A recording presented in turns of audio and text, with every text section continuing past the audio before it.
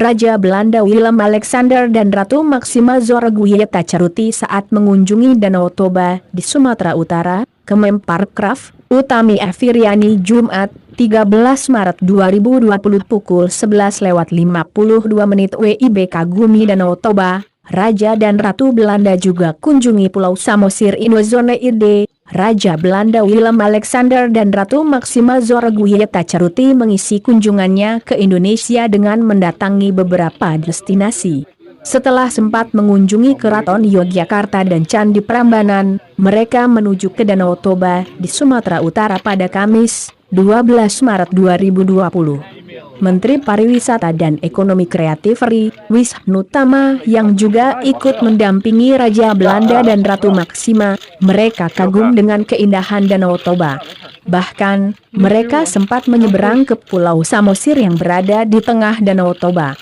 Kunjungan Raja Belanda Willem Alexander dan Ratu Maxima Zorguyeta Caruti ke Danau Toba, Sumatera Utara, Kamis, 12 Maret 2020, Kemenparekraf. Mereka kagum dan sangat menikmati kebudayaan yang ada serta keindahan alam Indonesia. Di Danau Toba tadi bahkan sempat menyeberang ke Samosir, kata Wisnutama usai mendampingi lawatan Raja Willem Alexander dan Ratu Maxima Zorguyeta Caruti di Danau Toba, Kamis, 12 Maret 2020, dikutip dari siaran pers yang diterima Indozone. Wisnutama berharap kunjungan Raja Willem Alexander dan Ratu Maxima semakin meningkatkan hubungan kerjasama kedua negara, termasuk di bidang ekonomi kreatif. Kemitraan Indonesia dengan Belanda ke depan, terutama di sektor pariwisata dan ekonomi kreatif, diharapkan terjalin dengan semakin kuat, kata Wisnutama. Kunjungan Raja Belanda Willem Alexander dan Ratu Maxima Zorguyeta Caruti ke Danau Toba, Sumatera Utara, Kamis, 12 Maret 2020, Kemenparekraf, Raja Belanda Willem Alexander dan Ratu Maxima Zorguyeta Caruti tiba di Bandar Udara Internasional Silangit, Sumatera Utara, pada Kamis, 12 Maret 2020, pagi. Didampingi Menko Maritim dan Investasi Luhut Panjaitan, Menteri Pariwisata dan Ekonomi Kreatif Wisnutama Kusubandio, Gubernur Sumatera Utara Edi Rahmayadi dan Dirut BPO DT Arye Prasetyo, rombongan langsung bertolak ke Bukit Singgolom di Kecamatan Tampahan, Kabupaten Toba.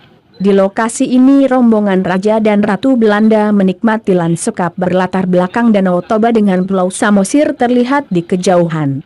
Di kesempatan ini keduanya juga mendapat penjelasan tentang asal-usul dan sejarah Danau Toba, danau vulkanik terbesar di dunia dan danau terbesar di Indonesia. Danau Toba juga telah didaftarkan sebagai warisan dunia dari UNESCO. Raja Belanda Willem Alexander dan Permaisuri Maxima Zorguyeta Caruti beserta rombongannya datang ke Indonesia. Dalam rombongan itu, ada sekitar 200 pengusaha Belanda ikut serta. Esok harinya, Selasa, 10 Maret 2020, di hadapan Presiden Joko Widodo di Istana Bogor, Willem Alexander menyampaikan permohonan maaf atas kekerasan yang dilakukan Belanda di Indonesia usai proklamasi 17 Agustus 1945.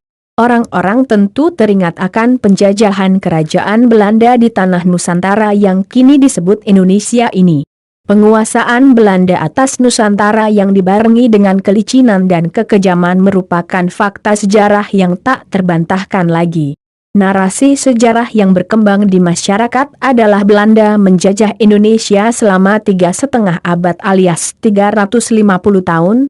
G.J. Racing dalam buku kumpulan tulisannya, bukan 350 tahun dijajah, 2012, membantah narasi itu melalui pendekatan hukum internasional. Racing juga memaparkan bukti pengakuan Menteri Koloni Belanda pada 1854 yang menyebut kerajaan-kerajaan atau wilayah di Indonesia yang masih merdeka. Contoh besarnya adalah Aceh yang baru ditaklukkan pada awal abad ke-20. Wilayah Batak dan Bali adalah contoh lainnya. Belanda tentu butuh waktu untuk menjajah semua wilayah di Nusantara. Setelah merdeka, orang Indonesia diajari untuk percaya jika satu daerah dijajah, maka daerah yang lain juga dijajah. Itulah mengapa orang Indonesia memuja angka 350 itu. Tapi berapapun lamanya, penjajahan tetap penjajahan. Dalam penjajahan, hak asasi manusia dibuang ke tong sampah. Kolonialisasi Belanda sepaket dengan kejahatan-kejahatan perangnya, mulai dari kejahatan Knil Marsose kepada rakyat Aceh, kekejaman Westerling kepada rakyat desa di Sulawesi Selatan, hingga pasukan pimpinan Alphonse Wijeman kepada rakyat desa Rawagede. Daftar ini masih bisa ditambah lagi. Kejahatan-kejahatan perang itu tentu saja tak bisa dilupakan orang-orang Indonesia.